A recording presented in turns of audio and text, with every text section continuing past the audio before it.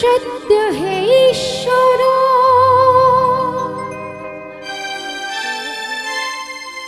शिव है जीवन। নমস্কার, ধর্মের আড়ালে চ্যানেল থেকে আপনাদের সবাইকে আন্তরিক শুভেচ্ছা জানাচ্ছি। আপনি কোনো বৈষ্ণবকে জিজ্ঞাসা করুন যে মা কালীর প্রসাদ খাবেন তো? না, একেবারে মাথা নেড়ে উত্তর দক্ষিণ মাথা নেড়ে বলবে, না আমরা বৈষ্ণব, আমরা মা কালীর প্রসাদ খাই না। আমাদের দশম সংস্কার আছে। বৈষ্ণবরা মা কালীর প্রসাদ খায় না কেন? খাওয়া কি নিষেধ আছে? এবং যদি না খায় তাহলে তার কারণটা কি? আজকের এই বিষয়ে আপনাদের কাছে বলার চেষ্টা করব। ভিডিওটা পুরো দেখুন, আমার চ্যানেলটা সাবস্ক্রাইব করুন। রাধা রমন মদন মোহন ও গো গিরিধারী।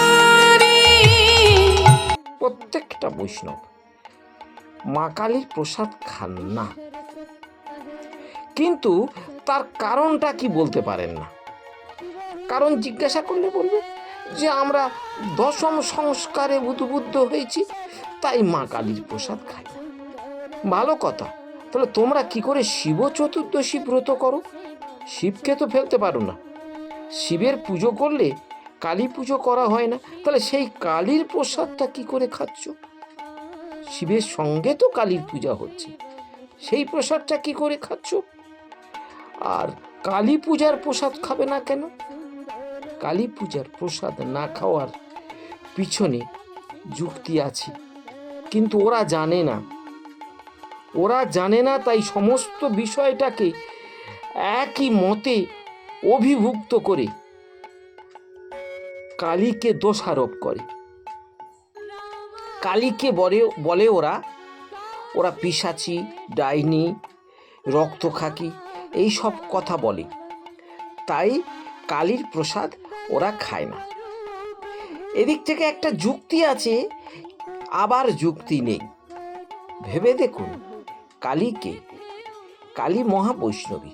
যুদ্ধের সময় তিনি অস্ত্র ধরেছিলেন, তিনি অসুর নামে পশুগুলোকে বধ করে মানুষের শান্তি বজায় রেখেছিলেন। তাই তাঁর হাতে অস্ত্র, শিবের হাতেও অস্ত্র থাকে, বিষ্ণুর হাতেও অস্ত্র থাকে। অস্ত্র থাকলেই তিনি সন্ত্রাসী নন। এই যে বৈষ্ণবরা বলতে পারেন না স্পষ্ট করে যে কেন তারা কালীর প্রসাদ খাবেন না, এই রহস্যটা আমি আপনাদের বলছি, শুনুন। কালী পূজা কারা করছে তার উপর নির্ভর করবে বৈষ্ণবরা কালীর প্রসাদ খাবেন কি খাবেন না। যদি বৈদিক মতে পূজা হয়, কালীকে বৈষ্ণবী রূপে পূজা করা হয়, রূপে টুপে নয়, বৈষ্ণবী তিনি, মহাবৈষ্ণবী।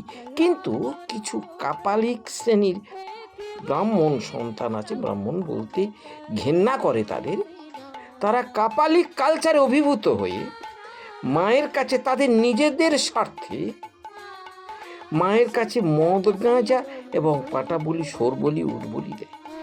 আগের দিনে দিত নরবলি, এখন সেটা আর সুযোগ পায় না। কিন্তু এখন এই কাপালিক শ্রেণীর ব্রাহ্মণরা নিজেরা মদ খাবে বলে, মাংস খাবে বলে মায়ের কাছে এইসব কাঁচা জিনিস দিয়ে পিশাচি সাজিয়েছে মাকে। বৈষ্ণবদের উচিত এ বিষয়ে প্রতিবাদ করা, কিন্তু বৈষ্ণবরা কালীর প্রসাদ না খেয়ে কোনো রকম প্রতিবাদ করতে পারছে না, সে প্রতিবাদ বিফল। তারা স্পষ্ট করে জানে না।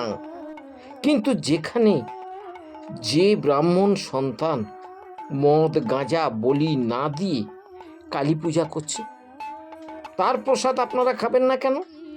উত্তরটা সেই না।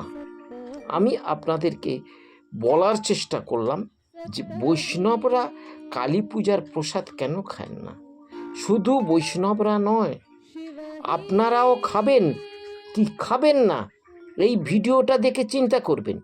কিভাবে পূজা হচ্ছে, কিভাবে মায়ের অর্চনা করা হচ্ছে, কোন পুরোহিত পূজা করছেন, তিনি কোন মার্গে, তিনি কি কাপালিক শ্রেণী?